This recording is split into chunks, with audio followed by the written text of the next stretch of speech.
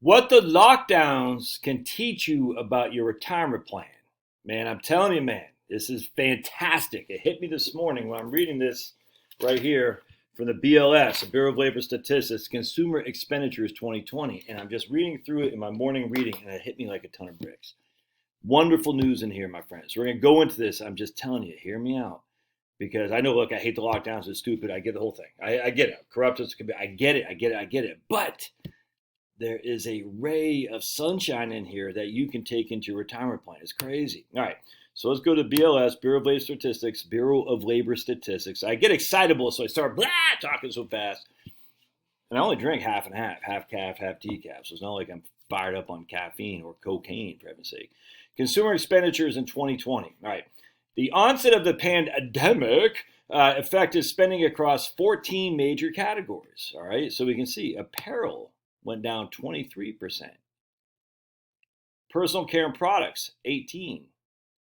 Alcoholic beverages, down 17. Education, down 12. Food, 10.4. Transportation, 8.5.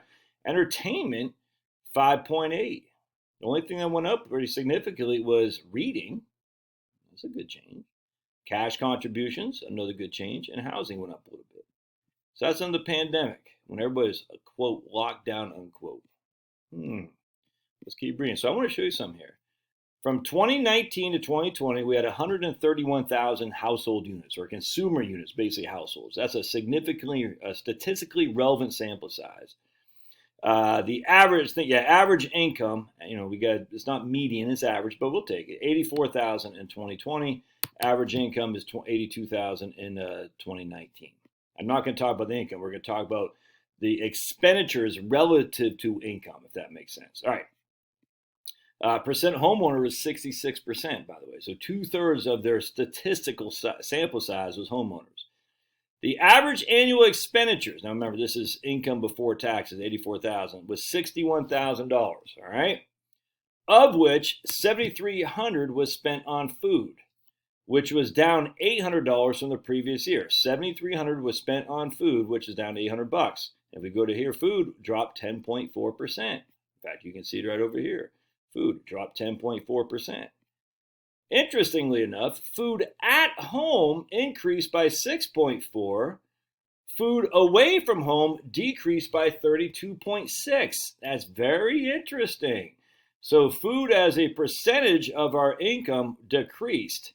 But the food we actually ate at home increased by quite significant numbers. The food we ate at a restaurant decreased significantly. It's a huge silver lining here, I'm telling you, man. All right, let's keep going down. Alcoholic beverages, well, decreased 17.4%. And alcoholic beverages didn't represent much of your consumption, but still $478, which is down from $579 the year before. Remember, 66% of our sample size was homeowners. Housing, shelter, and this is where my whole thing about inflation. Why would I spend $1,000 a month or $12,000 a year on shelter? Because we're going to talk about something. Well, your mortgage. Okay, we'll get in that in just a second. Well, maybe in a different video. But owned dwellings and rental dwellings. All right, so either you own it or you rent it. You don't do both. Either way, one of these two should not be part of shelter, which thus should not be part of housing, right? Of course, right. Interesting, is it not? So let's just say you owned your house as opposed to renting it.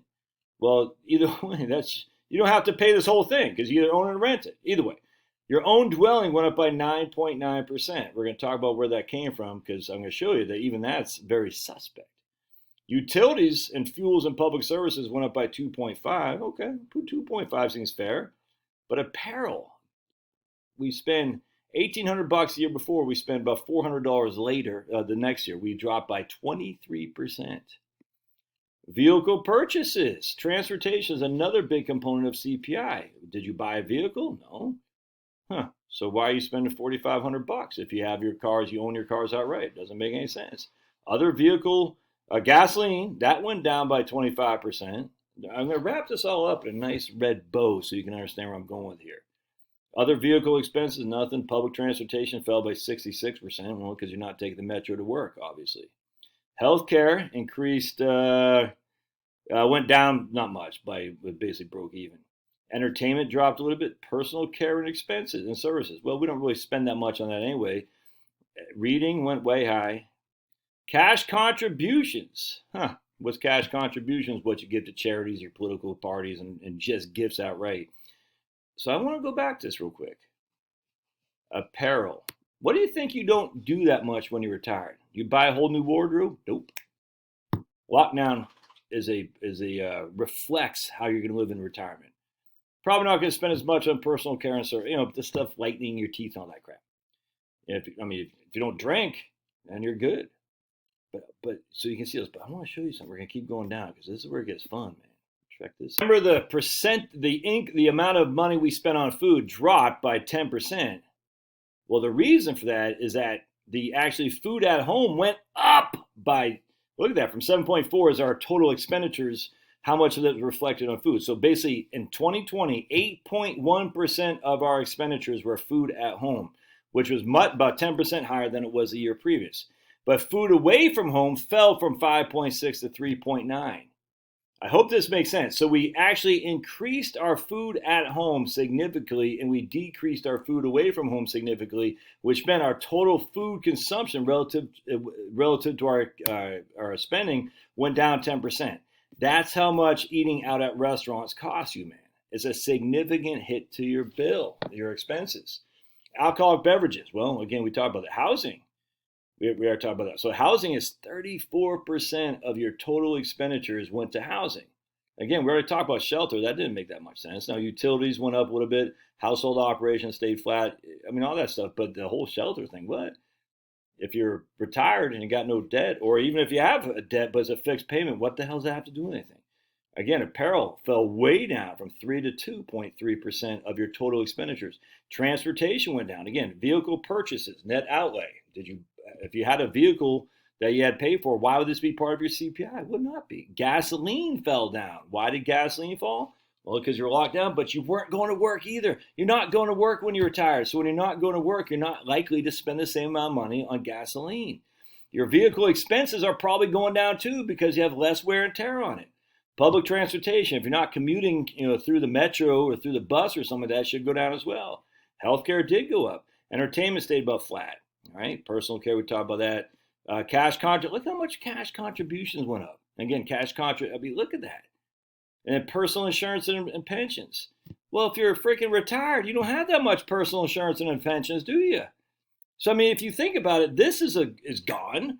I would like for you to tithe for sure. We don't smoke tobacco. We don't need any education. Obviously reading is good. We still want some entertainment. We still want healthcare.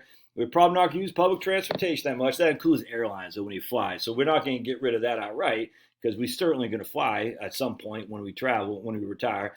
We're going to spend a whole lot less on gasoline, other vehicle expenses, maintenance, all. You still got to do that. Whole lot less on apparel. This is literally indicative of what retirees do, man. A whole lot less on food. People say, we're going to eat out a lot. Yeah, probably the first couple of years after that, I bet you don't.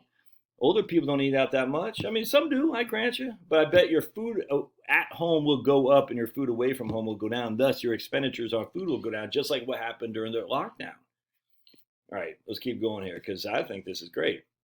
Just as an FYI, historically, home ownership rate in the United States is between about 63 and 68%. And so we're using 66% in the survey because that's historically correct. All right, expenditures on gasoline went way down. Why did it go way down? Well, because we weren't commuting to work. Who doesn't commute to work? You as a retiree. Now, again, you might drive up to freaking Cape Cod or something like that. More power to you, but that's within your ability to control. If things go south and the market's getting tight, you say, I'm not going to go to Cape Cod this year. I'm not going to drive. All right, let's keep going. All right, here. Expenditures on food away from home declined. Expenditures on food at home decreased only in the third income quintile, but food away from home expenditures declined by all income quintiles, which offset the increases in expenditures in food at home. You see what's happening here? How much do you actually eat away from home when you're working?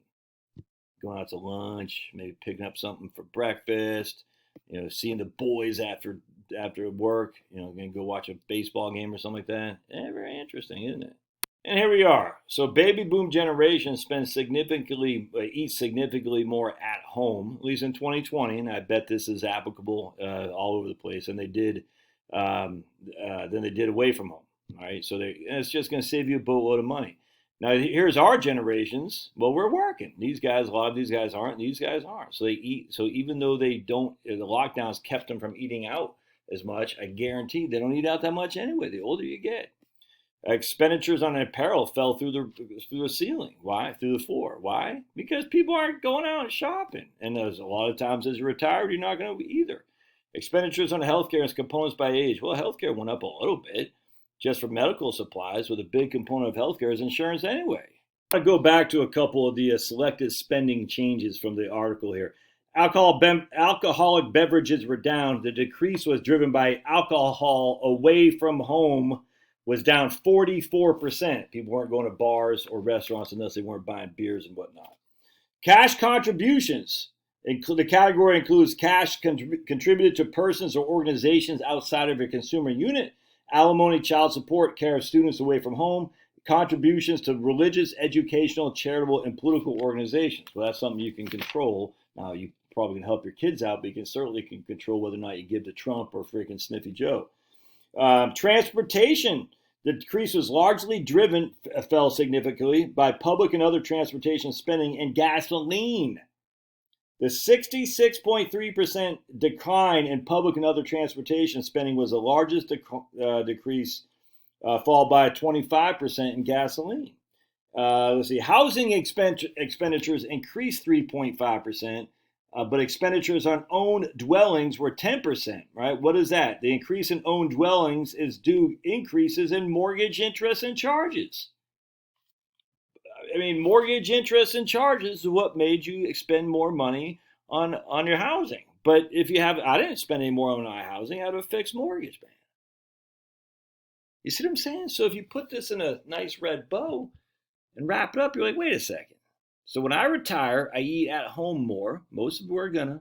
I can't guarantee anything. I imagine most of you are gonna. I'm not gonna take the metro into work. So whatever they're charging for the metro, the train, the bus, whatnot. I'm not gonna drive as much on gasoline. I'm not gonna freaking spend as much on alcohol if I drink because I'm eating at home more. Now you still might spend on alcohol, but anytime you eat at home relative to eating at some other place is cheaper inherently because you don't have to pay for labor. We talk about food spending went down. We talk about alcohol, food, eat at home. Apparel. Spending on apparel declined 23.8%. The decrease was driven largely in decreases in apparel and service items. The largest decrease in spending was on men and boys apparel, followed by footwear. Look, man, I'll probably have the same t-shirt 15 years from now. You see what I'm saying? As you get older, you just don't buy as many clothes. Now, some people do. But I just want to go back. This is almost identical to what happens when people retire. They just have a different expenditure base.